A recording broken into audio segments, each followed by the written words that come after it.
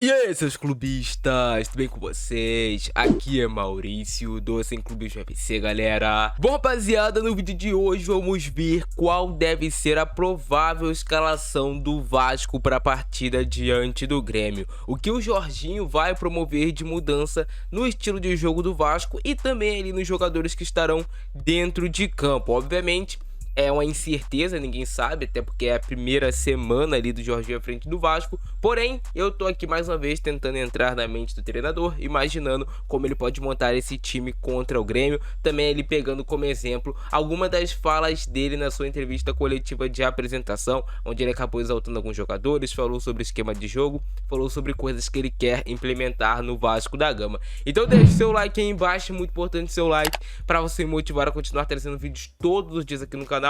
Também não se esqueça de me seguir no Instagram que tá aparecendo aqui na tela, @malfrãoFC.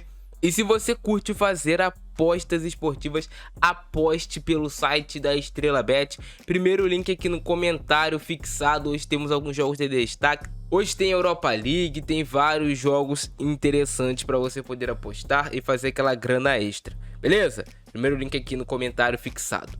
Bora pro vídeo. Bom, galera, já estou aqui com a provável escalação do Vasco para essa partida diante do Grêmio. Claro que podem acontecer algumas mudanças, eu vou explicar tudinho no vídeo de hoje. Bom, o Jorginho chegou falando em jogar em um 4-4-2. Então, eu coloquei o time do Vasco já em um 4-4-2, como pode ser esse time do Vasco. Eu vou te mostrar algumas movimentações que podem acontecer.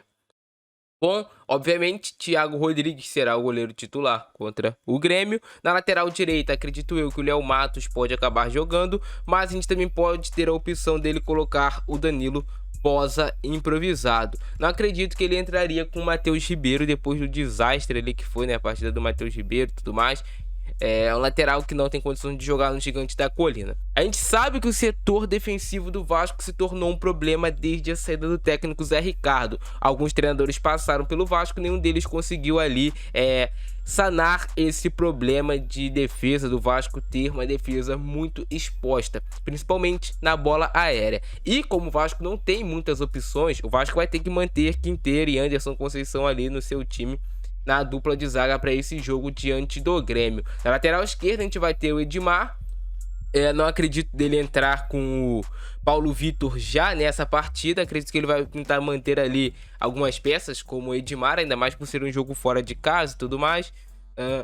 Proteção e defesa, obviamente, será o Yuri Lara o titular. A gente vai ter o Andrei Santos saindo mais pro jogo, tendo liberdade para fazer as infiltrações como ele gosta, como é o forte do Andrei Santos, que é marcar e atacar, fazer aquele famoso box to box. E aí, o Jorginho deu o forte indício de que ele pode usar o 4-4-2. E ele entende que o Alex Teixeira é esse meia aberto aqui pelo lado esquerdo, pode jogar como um ponto pelo lado esquerdo.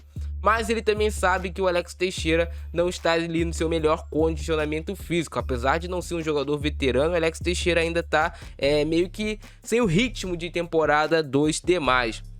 Então ele sabe que o Alex Teixeira muitas vezes precisará fazer essa movimentação por dentro.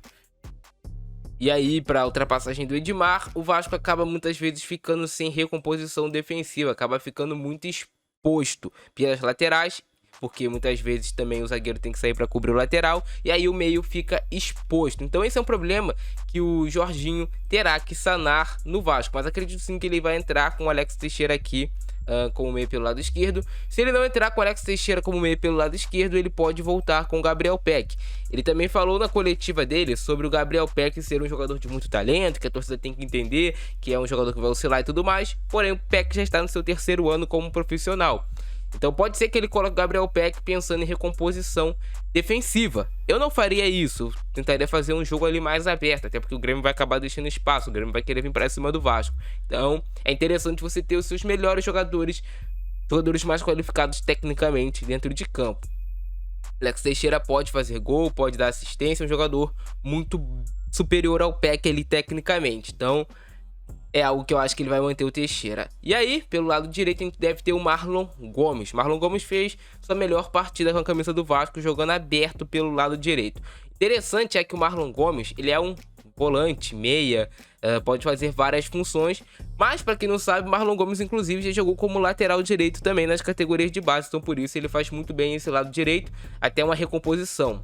Por exemplo, caso ele queira utilizar ali o Léo Matos ou Danilo Bosa na lateral, para não deixar muito exposto, o Marlon Gomes pode fechar esse lado, e a gente sabe que o Marlon é uma arma muito boa ofensiva. Quando você tem jogadores, por exemplo, como o Nenê, chegando próximo ao Marlon Gomes para triangular, para fazer esse tipo de jogada, é interessante.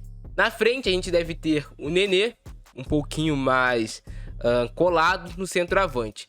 O centroavante é uma incógnita, mas eu acredito que ele pode acabar colocando o Figueiredo na sua posição de origem, que é centroavante. Também, para quem não sabe, Figueiredo, desde as categorias de base do Vasco, era centroavante. Foi assim que ele se destacou na Copa São Paulo, foi assim que ele acabou tendo um destaque. Claro, ele também já jogou pelos lados do campo, mas o Figueiredo como centroavante acho que pode ser uma boa, pelo fato até mesmo do que o Jorginho já falou, do que ele entende do Figueiredo. Figueiredo é um cavalo fisicamente, um jogador muito forte fisicamente e que tem essa arrancada boa. Então o Figueiredo, que também tem uma boa finalização, jogando como centroavante, pode ser um cara importante para reter bola no ataque do Vasco, é uma posição que ele já jogou. Então acredito que não seria surpresa se ele entrasse com o Figueiredo como centroavante do Vasco, fazendo algo que muitos técnicos não tiveram coragem de fazer na temporada, que é testar o Figueiredo ali mais próximo do gol. Acredito que ele junto com o Nenê poderia ser interessante. Muitas vezes até o Figueiredo poderia ser o homem a voltar mais para fechar na marcação, já que o Nenê a gente sabe que tem uma idade um pouco avançada ali. O Vasco fecharia assim contra o Grêmio, por exemplo. Assim seria a formação do Vasco, mais fechado, fazendo uma marcação ali dentro do seu campo, tentando tirar os espaços do Grêmio. Já o Vasco jogando pra frente seria o Figueiredo mais solto, o Nenê aqui circulando por dentro, muitas vezes, caindo pelo lado aqui junto com o Marlon Gomes para tentar fazer essa triangulação aqui pelos lados do campo, tendo o Andrei Santos fazendo infiltração dentro da área, o Yuri Lara ficando protegendo mais, abre o Quinteiro, o Anderson Conceição, o Edmar também é um cara que passa bastante. Por mais que se fale que o Edmar não é um lateral ofensivo, ele passa bastante. A questão de dar assistências é mais ali tecnicamente, ele acertar o cruzamento, coisas do tipo.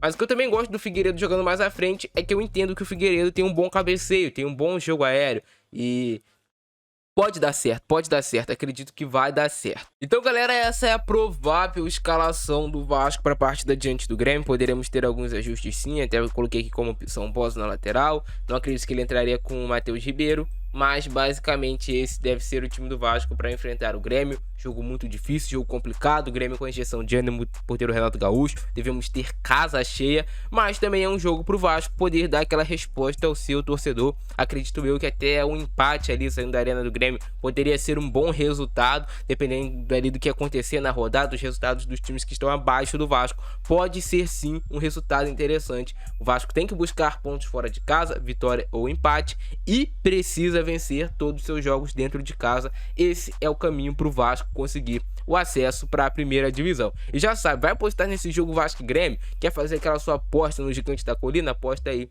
pela Estrela Bet, primeiro link no comentário fixado. Beleza? Esse foi o vídeo de hoje. Se vocês curtiram, explode o botão do like, se inscreve no canal, ativa o sininho, abração do Francesco, é nóis e fui!